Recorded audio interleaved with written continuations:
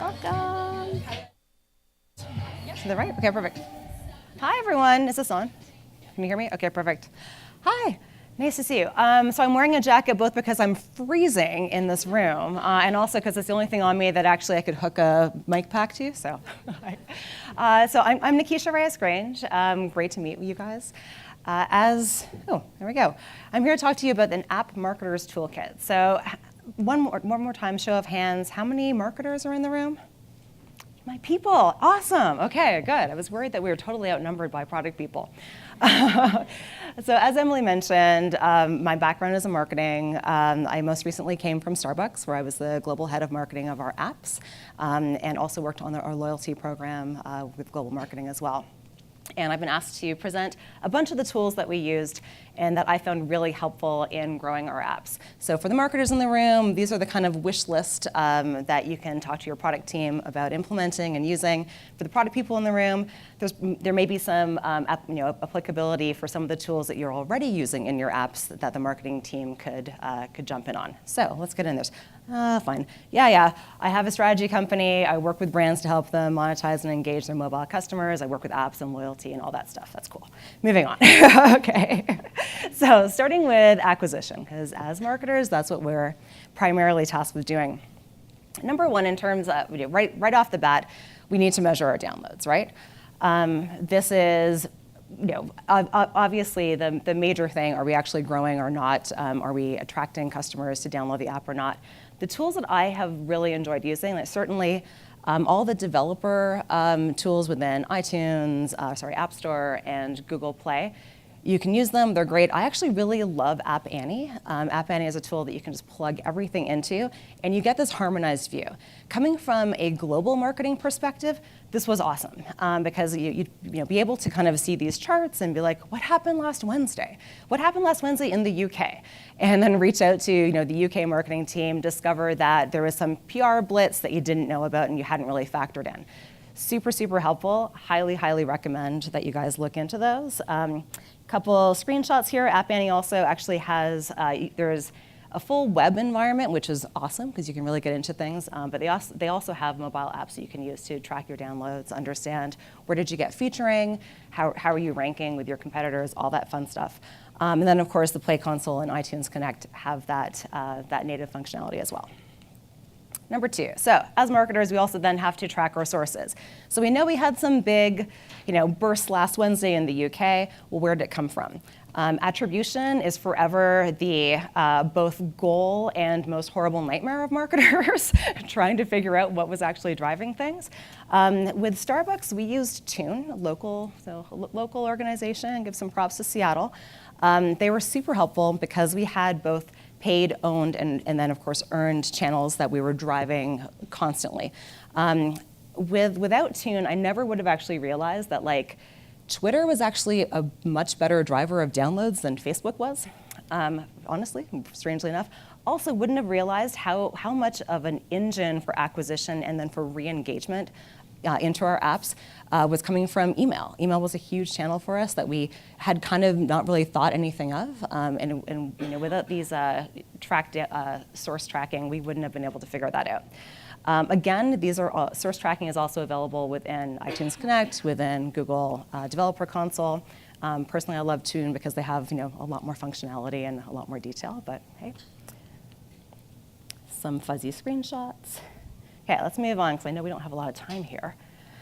Okay, our engagement. So we've got people are in the app. We're trying to keep them engaged. From a marketing perspective, we now have to keep them engaged. We have to re-engage if they're lapsing out, and ultimately we have to retain them and then monetize, right? So some fun tools that can help. Customer behavior. So I loved the last panel and all the conversation around behavioral analytics. So important, so interesting to dive right into. One of the things that we found, I'll give you a little Starbucks story. When we were first about to do a big push, and it was we had done a whole bunch of new, I think it was actually just before the release that Eric had talked about, we were about to launch a whole bunch of new features and functions within the app. And we were having a bunch of different debates, even at leadership levels, around who's the customer base, what's the functionality, what do they care about, why do they care about it? And that was this moment where I was like, okay, everyone, marketing team, like everyone, let's dive into the analytics and understand how customers are using the apps currently. The assumption at the time was that the Starbucks app was best known for mobile payment. It had defined mobile payment. At one point, 90% of mobile transactions in this country were going through that one app. It was crazy. It was the entire market.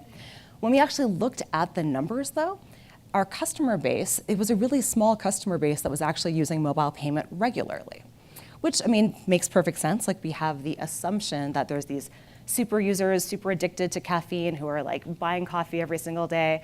The actual frequency and use cases are a little bit different than that. But what we found was that there was a whole bunch of almost a majority of users who were actually doing completely non-payment stuff in the app and were never using the payment features of the app. What were they doing instead? Well, we had the iTunes Pick of the Week program in the iOS app. And they were downloading free Taylor Swift songs, because why not? We had inbox messaging, where we were letting people know about new limited time offers, PSL is back, things like that. And they were really excited about that, and they were super engaged, and this is where they were getting that information to then come back into the store. For a lot of people, if they were loyalty members, even though they had that functionality of being able to pay with their cards and interact with the loyalty program, they were actually using it more as a loyalty account dashboard, which kind of blew my mind. So they'd be like, regularly checking in, what's my star balance? Do I have enough for a free latte yet? How much money is on my card? What tier am I at within the loyalty program? But they weren't actually paying.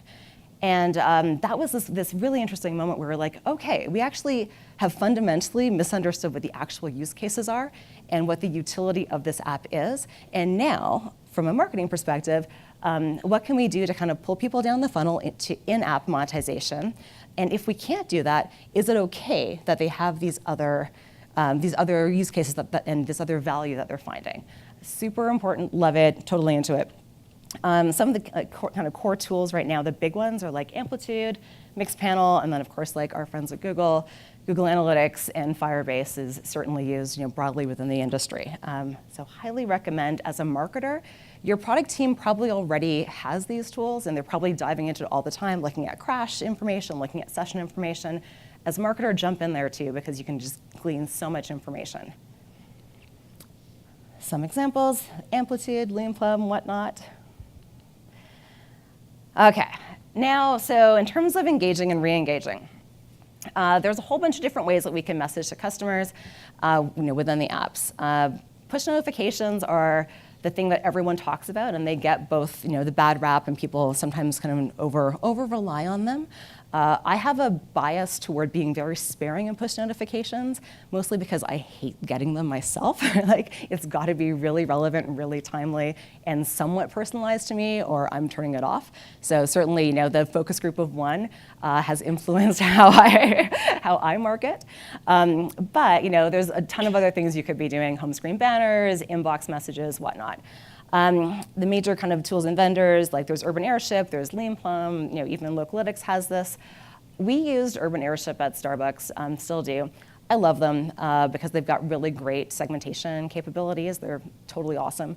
And I'll tell you that in-app messaging, specifically around onboarding and like welcome series, was single-handedly responsible for me growing my new user monetization rate like almost 40% in 1 year. Here's how. So we had these customers, people were coming in, they're downloading the app, they're installing, you're doing all the hoops of like, set up your profile, give me like your blood type and everything else to set up your, your account. And then we were kind of doing this like little pop-up of like, hey, welcome, Starbucks app is like awesome, thanks for being here. And then off they go. When we actually started realizing, again, back to my earlier point about like monetization and how people were actually using the app, we realized a couple things. So in some cases, people were like absolutely, they weren't interested in mobile payment. In some cases, we actually found by digging a little bit further that people weren't really sure what to do. So we realized that like breaking that down, so if my end goal is to get you to pay within the app, there's a couple things you have to do. So you've got to finish your account, obviously. I need you to get a Starbucks card. I need you to load that Starbucks card. I then need you to come into the store and actually use it and pay with it. And then looking at a bunch of our CRM data, I actually found that there was this interesting inflection point around 4 or 5 transactions. If I can get you to 5 transactions, you get it. You're totally hooked. You're like, oh my God, the convenience. I'm paying with my phone. This is so simple. So knowing all of that, my team and I actually went back and created an entire welcome series, an onboarding series that was triggered and went over the course of I think it was the first 2 weeks of usage. And we found, truthfully, I'd like to say that we were very clever in looking at recency data to figure out when we should deploy these. It was one of those in the wind, how about day 3? Right? So we created this kind of phased, stepped, welcome series that was kind of working and pulling you down that funnel. So if you hadn't, added a Starbucks card to the app yet, I'm going to send a triggered message to tell you how to do it with a really quick little link right in and make it really easy for you. If you had, but you hadn't loaded it with any money yet, again, I'm going to hey, this great value of this app is around the convenience and ease of mobile payment. Throw some money on this card. It's super simple. Click this button. We got you going, and so on and so on and so on. Not only were people super engaged with this, which again I was kind of surprised because. I just assumed that people get an app and just poke around and swipe and do whatever. But a lot of people actually really needed to be coached through. And they needed it broken up in these little kind of steps. So even though the entire series took 2 weeks to get through after install, it had this enormous impact with honestly almost 40% increase in monetization. It was wild. Yeah, so highly recommend thinking through customer messaging and thinking it through all the way from onboarding straight through to even retention and engagement. A couple examples, so Urban Airship on the left there, and then also Lean Plum, just various options for messaging. How A/B? That got mentioned a lot in the last one too. I was very happy about that. This one is always challenging and interesting from a marketing perspective. I strongly believe in A/B testing, mostly because honestly, the product team, you probably already know this, but as marketers, sometimes we have some options. We're not really sure around positioning or messaging, so why not test it out? Frankly, A/B testing has also helped to resolve a lot of arguments around user flow, what should we be asking people to do, what does account creation look like, all of that. So absolutely, some sort of A/B testing tool's got to be within your marketing toolkit. And if you don't have anything on the go right now, talk to the product team, get some help. The major kind of tools and vendors available are Apptimize and Optimizely. And a couple examples here, Apptimize gives a couple examples here around either having a control and a variant, and then Optimizely also does the same thing. Feedback. The reason we're here today, we use our friends at Apptentive for a couple things. As they mentioned, obviously getting ratings and reviews, super important, really helps. Some other use cases, though, are things like surveys. So to give an example, we had launched mobile order and pay within the Starbucks app. And we were finding, looking at our session data, we were like, okay, so people they're landing on the order shade, and they're starting to poke around and build orders. But there was obviously a drop-off from actual conversion. Digging deeper into the session data and the analytics, we were able to discover that there was kind of 2 major drop-off points. One was actually around store selection, and then one was around modifying your items. At that point, we were like, okay, these are these 2 problems, what's going on? We were actually able to use our friends at Apptentive to actually start throwing targeted surveys for people who had actually gotten to those points of inflection and hadn't been able to move on to the next step or hadn't completed their orders. And from there, we actually got some really great feedback and some verbatim feedback even. Some was give us a 1 to 5 rating on this question, and some was just open text field, what's going on. With that, we were actually able to understand that a couple of key things were happening. Number one, in terms of store selection, the app itself was using location data to figure out where the heck you were and where the closest Starbucks was. Makes sense, right? problem is that the actual use case that we were seeing most often was, I don't want to order a coffee where I am. I want to order a coffee from where I'm going to be in about 5 to 10 minutes, right? So like pulling it up and defaulting to the store that's like across the street from me, not helpful. And people it wasn't apparent to them how to then kind of move around and actually select other stores. So the product team was like, okay, great, like we can fix that. Design was like, no problem, we can fix that. It's going to take a little bit of time. We were actually able to then, from the marketing team, grab that information, go back to our in-app messaging using Urban Airship, and then actually start sending targeted and segmented messages to people who, again, fit that profile because we had data showing that they had started, they got stuck here, they didn't complete. And we did basically like a pro tip series to say, hey, here's your mobile ordering pro tips.